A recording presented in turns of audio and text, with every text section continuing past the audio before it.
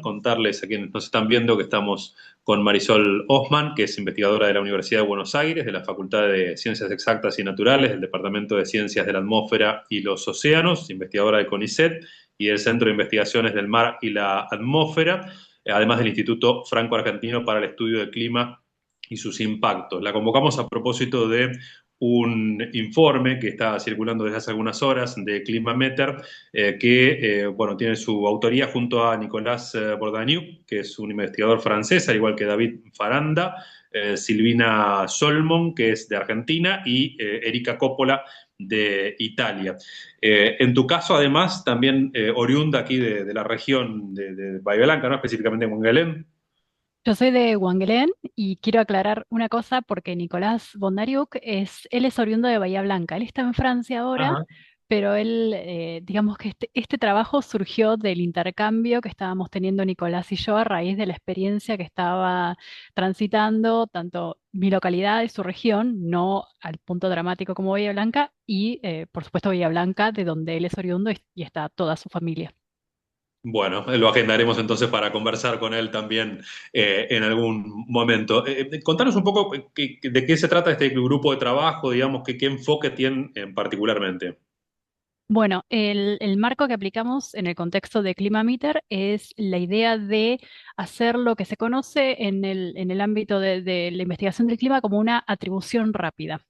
Cuando ocurren estos fenómenos, en este contexto donde escuchamos hablar mucho de la palabra cambio climático, la pregunta natural que nos hacemos es, ¿esto fue provocado por el cambio climático o cuál es el rol que tuvo el cambio climático en este tipo de fenómenos? Entonces, la idea con este trabajo fue analizar un poco las condiciones meteorológicas alrededor de este evento y mirar en los registros históricos cómo sucedieron o qué características tuvieron eventos similares a este que ocurrió y hacer algún tipo de comparación entre los eventos que ocurrieron en el siglo XX, los eventos que ocurren en el siglo XXI. Y estamos pensando que una de las mayores diferencias que existe entre ese momento y ahora es el aumento de las concentraciones de gases de efecto invernadero. Entonces, a partir de analizar cómo fue la situación meteorológica, identificamos diferentes situaciones y vemos, bueno, ¿qué cambió además de esto de las emisiones?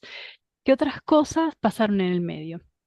Notamos que en general los cambios en la presión no son importantes, en la temperatura, en respecto a la situación en sí, no es importante tampoco, si bien el contexto, el clima está mucho más caliente ahora, pero sí notamos que la cantidad de lluvia que cae en eventos de estas características en el siglo XXI es mayor que la que ocurría en ese momento.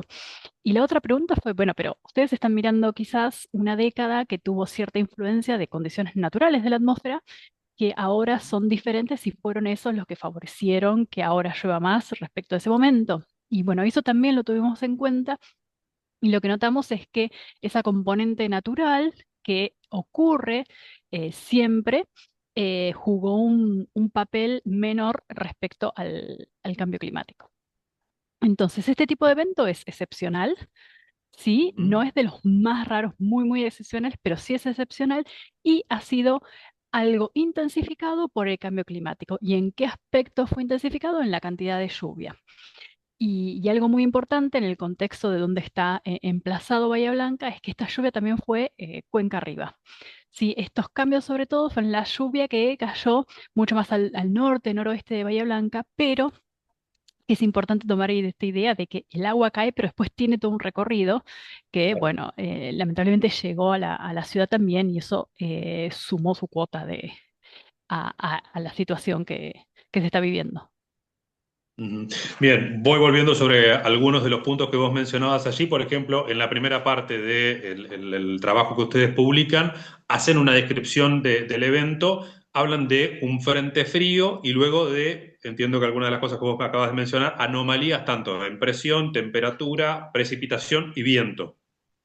Sí, tratamos de justamente describir ese contexto, porque a veces el discurso tiene que pensar, bueno, pero es un frente como cualquier otro. Está bien, es un frente como hemos tenido muchos que han pasado, en este caso se estacionó y estuvo varias horas sobre Bahía Blanca, pero hay que tener en cuenta que quizás en el pasado estos sistemas de presión que pasaban todo el tiempo por nuestro país, tenían cierto tipo de impacto en una región. En un contexto de cambio climático estamos viendo que con una atmósfera más caliente tenemos más humedad disponible y la humedad eventualmente se va a transformar en nubes y en agua que va a caer.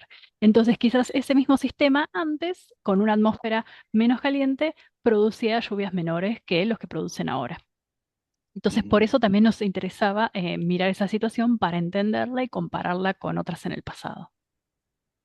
En lo concreto, aquí, por ejemplo, una de las cuestiones que percibíamos, que veníamos de una serie de días de un calor, pero sobre todo esto que vos decís de la humedad, digamos, a eso específicamente te referís para quien nos está viendo Sí. y tiene el recuerdo del contexto previo a lo que fue la lluvia. Sí, exactamente. O sea, hay que tener en cuenta que en un contexto de cambio climático la atmósfera en general está más caliente.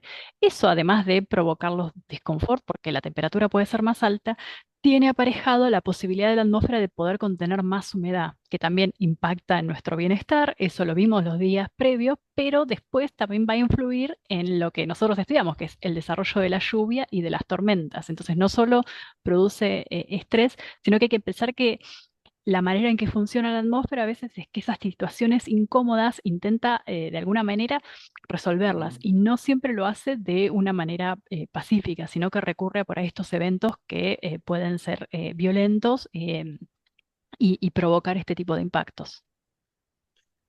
Toman también alguna información la que ha producido el grupo intergubernamental de expertos sobre cambio climático, si bien dice, bueno, no hay una mirada específica sobre Argentina, sí una más amplia sobre América del Sur y algunas regiones en particular. ¿De ahí qué elementos les son útiles para una lectura de lo que ocurre en nuestro país en la región? Y pensar que el evento en Bahía Blanca está en un contexto en donde toda la región ha visto en general, en particular en los meses de verano, un aumento de la cantidad de lluvia que cae. Parece que pocos milímetros, si uno dice, bueno, fueron 3 milímetros por década cada mes, pero por ejemplo en Bahía Blanca quizás un mes lluvioso como marzo, olvidémonos de este marzo, pero un mes... Marzo típico son 70 milímetros, pero que esté lloviendo 3 milímetros más por década, cuando juntaste 3, 4 décadas son 10 milímetros más. Pero aparte hay otro detalle que señala el reporte, que es que incluso en los lugares donde a veces cae la misma cantidad de lluvia que antes, está sucediendo en episodios que por ahí son más concentrados en el tiempo o incluso en algunos lugares en el espacio. Entonces, por más que uno piense, yo no soy experta en infraestructura, pero pensemos por ahí, este dique aguanta, no sé, 70 milímetros. Pero tampoco es lo mismo pensar una lluvia de 70 milímetros distribuida en varios días o espaciada en un mes versus una lluvia de 70 milímetros en 3 horas. Y en este caso no hablemos que lo de Bahía fue mucho más, ¿sí? Voy a aclararlo, fueron mucho más milímetros en muy pocas horas, pero refleja un poco la naturaleza de estos eventos de lluvia.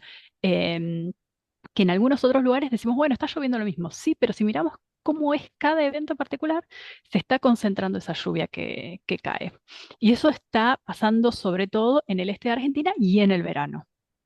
Ujú. Acá entiendo que, por lo que conversábamos también con otros especialistas, no ocurrió lo de la inundación de la década del 40, de que era la potenciación de la lluvia en la ciudad más la lluvia en la cuenca, ¿no? Digamos, todo eso confluyendo a la vez sobre, bueno, ni siquiera estaba la obra en aquel entonces del Canal Maldonado, por ejemplo. Aquí, si bien se venían registrando lluvias en la región, había habido inundaciones en algunas localidades cercanas. Sobre todo el impacto fue la lluvia caída en la ciudad de Bahía Blanca. Sí, ya de por sí lo que cayó solo en Bahía Blanca es un montón.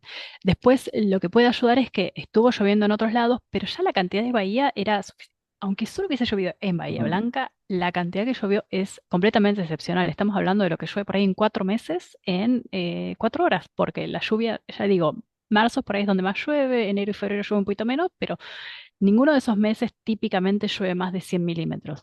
Y acá tuvimos unos 300 milímetros más o menos en un rato, ¿no? Fue realmente excepcional. Ujú. Hablabas de la lluvia que de a poquitos milímetros se va acumulando a lo largo de las décadas. ¿Qué pasa con los registros de viento, por ejemplo? ¿Hay ahí una variación que ustedes hacen respecto a un análisis de Bahía y Luro con algunos datos en particular? Sí, en realidad analizamos el contexto de esta situación. Hay algunos cambios en el viento, no es lo más importante. Digamos, quizás esto refiere un poco al evento que la memoria tiene muy cerca, que es el de 2023. Sí. La naturaleza de los dos casos es diferente, entonces quizás las relaciones que se hacen ahora del viento para este caso no son las que aplican para aquel otro que también fue muy desafortunado, pero no están necesariamente relacionados. Acá en el contexto de este trabajo, el viento tuvo un menor papel. Fue mucho más esta idea de mucha humedad y que, digamos, lo que hace llover, que en este caso fue el pasaje del frente frío, estuvo relativamente quieto por la zona de Bahía Blanca. Ujú. Esto escapa entonces a las variaciones habituales o los ciclos desde lo natural, por eso ustedes marcan que tiene que ver con la actitud del hombre, la intervención respecto de las consecuencias del cambio climático, y en ese contexto, ¿cuáles son las proyecciones? Bueno, lamentablemente lo que estamos viendo es que de alguna manera cómo se definen las proyecciones depende de mucho a qué tipo de futuro nos movemos. En este caso solo podemos hacer especulaciones de cómo van a ser las actividades humanas y en función de esas actividades pensar cuál puede ser la trayectoria de las emisiones de gases de efecto invernadero para determinar cómo eso después impacta en el clima.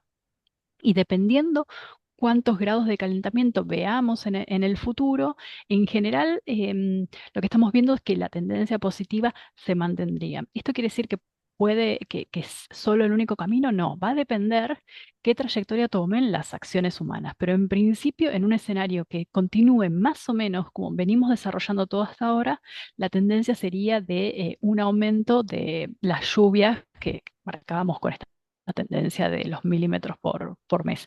La magnitud de ese cambio va a depender también de cuánto más emitamos y qué tanto sigue ese ritmo de emisión, es lo que está difiriendo esos escenarios. Pero nuestra región es una región que tiene una señal mucho más asociada a aumentos de lluvias, principalmente en el este del país. Ujú. ¿Y esto necesariamente está asociado a este tipo de eventos extremos o ese aumento de las lluvias puede darse bajo una modalidad más regular, digamos, más esparcida a lo largo del No, o tiempo? sea, vamos a ver que otra vez la característica es concentración de la lluvia en pocos fenómenos que al final también van a dar un cambio en lo que a nivel mes estamos midiendo. Así que vemos, y ya en el pasado lo notamos, que los cambios en la tendencia han sido no solo en el total del mes, sino también en qué momento se dan, se concentran en menos episodios. Ujú. ¿Notan algún tipo de variación entre áreas rurales y áreas urbanas o eso tiene que ver más que nada con los impactos que tienen por la concentración de población y demás? Sí, en nuestro caso, nuestros modelos no pueden distinguir si estamos entre una área urbana, un área rural. Yo especulo que no va a tener tanta influencia sobre la cantidad de agua que cae. Ahora, Ujú. después, por supuesto que a lo que esté expuesto una población urbana y rural van a ser cosas diferentes y también hay que pensarlo en un contexto de si es una población urbana en un lugar donde quizás no está construida cerca de ríos o arroyos que también puedan traer su contribución por otro lado. Ya ahí hay otras disciplinas que seguro puedan hablar mucho mejor que yo y comentar qué pasa con ese agua que cae, después dónde sigue su curso Claro. y cómo puede afectar más. Ujú. Y desde tu perspectiva, a quienes nos están viendo o a la perspectiva o a la mirada también gubernamental, si se quiere, ¿qué recomendás? ¿Cuáles son las medidas que deberían tomarse con carácter preventivo ante esta situación? Bueno, yo creo que ha puesto en evidencia este tipo de fenómenos que la infraestructura hay que revisarla, tiene que haber una mirada de qué tipo de infraestructura tenemos para enfrentar este tipo de fenómenos, más allá de la excepcionalidad de lo que fue el de Bahía Blanca. Por otro lado, sí quiero destacar que el sistema de alerta em, que, que desarrolló el servicio meteorológico ha funcionado bien. 2 días antes ya empezaron la emisión de las alertas. Esa alerta fue cambiando de nivel conforme se fue confirmando o hubo más certezas acerca del potencial que tiene esto, pero la alerta es un mensaje que tiene que tener un receptor que también debería tomar acciones. Y por supuesto que los meteorólogos no somos expertos en enviar mensajes. Tiene que ser un mensaje que se construya desde el servicio, con las agencias y con la población en general. El servicio meteorológico ha trabajado muchos años para perfeccionarlas, puede seguir trabajando para que todo eso sea mejor, pero hay que pensar en prevenir a nivel de toda la cuenca, de toda la región, coordinando con las diferentes agencias gubernamentales, además de que en el mediano plazo deberíamos tener revista toda la infraestructura para pensar qué hacer con este tipo de fenómenos que han venido ocurriendo cada vez con más frecuencia y se proyecta que puedan continuar. Ujú. Bueno, lo último tenía que ver con, vos mencionabas el Servicio Meteorológico Nacional, las áreas de investigación que vos y tus compañeros y compañeras integran, en un contexto de ajuste, bueno, también una mirada ideológica de negación del cambio climático, que nos cuentes lo que tengas ganas de en qué condiciones están y en todo caso cómo eso puede influir en que tengamos herramientas desde el conocimiento para prevenir estas situaciones. Sí, hay que pensar que la tarea de un servicio meteorológico, hasta donde yo tengo conocimiento, en ningún país del mundo está hecha por el sector privado. Es el sector público el que tiene su servicio meteorológico, que emite alertas, que hoy en día tanto la aplicación del servicio meteorológico como su personal y su sistema de alerta no tiene nada que envidiarle al de muchos otros servicios meteorológicos del mundo. Esto también lo refleja que la directora por muchos años del Servicio Meteorológico Mundial, soy directora de la Organización Meteorológica Mundial. Uno de los objetivos y los lemas de la Organización Meteorológica Mundial en este momento es Early Warnings for All, o sea, alertas tempranas para todos. Alertas como la que Argentina ha podido desarrollar este año con un personal de excelente capacidad que existe en el servicio meteorológico. Lamentablemente, sí, el último año ha sido, como otras agencias del Estado, sufrido muchos recortes en su personal, cada vez menos personas trabajando, y no solo meteorólogos. Pensemos, como esto digo, la alerta es un mensaje. Ujú. Hubo personal especializado en otras ciencias, encargada justamente de entender mejor el mensaje, que trabajaban a la par con los meteorólogos para mejorar aún más la alerta, que hoy no están trabajando en el servicio meteorológico, y ese es un recurso que se pierde y que es muy valioso y que es muy calificado. No lo hace el sector privado, lo hace el servicio meteorológico, y otra cosa es, la misión del servicio meteorológico es muy clara: intentar combinar el servicio meteorológico con otras agencias del Estado no tiene sentido, porque tienen misiones diferentes, necesitan personal idóneo para poder hacerlo, y no se puede comparar lo que hace el Instituto Geográfico Nacional o el Servicio de Hidrografía Naval con la tarea del servicio. Yo confío en el personal que está, creo que ha trabajado muy bien en esto, pero necesita que el Estado siga apoyándolo, apueste para poder tener un sistema de alerta tempranas como el de ahora, y que continúe por los años y pueda trabajar de manera coordinada con todas las agencias del Estado para garantizar eh, preservar las vidas. La cantidad de daños materiales que hubo también es importante, ¿no? Digamos, podríamos ahorrarnos dinero En si definitiva, el ajuste es tuviésemos, contraproducente, digamos, ¿no? Claro. claro, pero podríamos ahorrarnos dinero si tuviéramos un Estado trabajando de manera coordinada para hacer que esto impacte de la menor manera posible, sí.